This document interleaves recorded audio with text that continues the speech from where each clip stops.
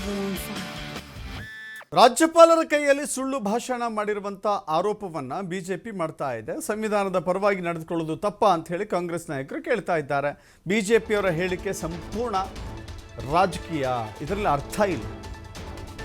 BJP ನಾಯಕರ ಆರೋಪಕ್ಕೆ ಕಾನೂನು ಮತ್ತು ಸಂಸದೀಯ ವ್ಯವಹಾರಗಳ ಸಚಿವ ಎಚ್ ಕೆ ಪಾಟೀಲ್ ವಾಗ್ದಾಳಿ ಮಾಡಿದ್ದಾರೆ. ಮಾರ್ಚ್ 22ರಂದು ಕರ್ನಾಟಕ ಬಂದ್ ಮಾಡುವಂಥ ವಿಚಾರಕ್ಕೂ ಕೂಡ ಮಾತನಾಡಿದ್ದಾರೆ.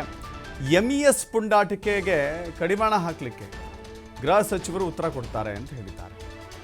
ನಿನ್ನೆ ಜಂಟಿ ಅಧಿವೇಶನವನ್ನು ಉದ್ದೇಶಿಸಿ ರಾಜ್ಯಪಾಲರು ಭಾಷಣವನ್ನು ಮಾಡಿದ್ರು. ಬಜೆಟ್ ಮೇಲಿನ ಭಾಷಣವನ್ನು ಮಾಡಿದ್ರು. ಅಂದರೆ ಬಜೆಟ್ ಆರಂಭಕ್ಕೆ ಭಾಷಣವನ್ನು ಕೂಡ ಮಾಡಿದ್ದಾರೆ. ಬಟ್ ಸರ್ಕಾರದ ಸಾಧನೆಗಳನ್ನೆಲ್ಲವೂ ಕೂಡ ರಾಜ್ಯಪಾಲರು ಭಾಷಣದಲ್ಲಿ ಅಡಕ ಮಾಡಿಕೊಂಡಿದ್ದರು. ಈ ಕಾರಣಕ್ಕೆ ರಾಜ್ಯಪಾಲರ ಮೂಲಕ ಸರ್ಕಾರ ಸುಳ್ಳು ಹೇಳಿಸ್ತಾ ಇದೆ ಅನ್ನೋದು ಆರೋಪವನ್ನು ಬಿಜೆಪಿಯವರು ಮಾಡಿದ್ರು. ಇದಕ್ಕೆ ಎಚ್ ಕೆ ಪಾಟೀಲ್ ಉತ್ತರ ಕೊಟ್ಟಿದ್ದಾರೆ.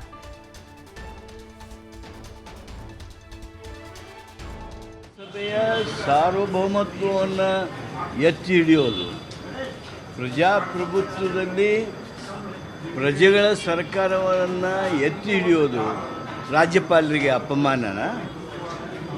ಸಂವಿಧಾನದ ಪ್ರಕಾರ ನಡೆದುಕೊಳ್ಬೇಕು ಅನ್ನುವಂಥ ನಮ್ಮ ನಿಲುವುಗಳೇನದಾವು ಅವು ರಾಜ್ಯಪಾಲರಿಗೆ ಅಪಮಾನನ? ರಾಜಕೀಯ ಕಾರಣಕ್ಕೆ BJPಯವರು ಏನರ ಹೇಳ್ತಿರ್ಬೋದು, ಆದರೆ ಅವರು ಹೇಳ್ತಕ್ಕಂಥದ್ದು ಸಂಪೂರ್ಣ ರಾಜಕೀಯ ಹೊರತು ಯಾವುದೇ ಸತ್ವ ಇಲ್ಲ. ನಮ್ಮ ಗೃಹ ಸಚಿವರು ಅದಕ್ಕೆ ಪ್ರತಿಕ್ರಿಯಿಸ್ತಾರೆ. ಶಾಸನ ಸಭೆಯ ಸಾರ್ವಭೌಮತ್ವವನ್ನು ಎತ್ತಿ ಹಿಡಿಯೋದು, ಪ್ರಜಾಪ್ರಭುತ್ವದಲ್ಲಿ ಪ್ರಜೆಗಳ ಸರ್ಕಾರವನ್ನು ಎತ್ತಿ ಹಿಡಿಯೋದು